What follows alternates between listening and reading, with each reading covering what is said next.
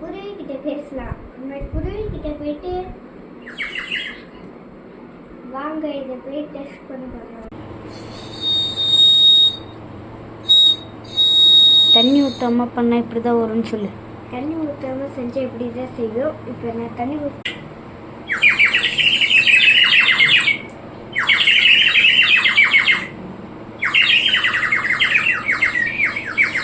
இப்போ குருவி வரல.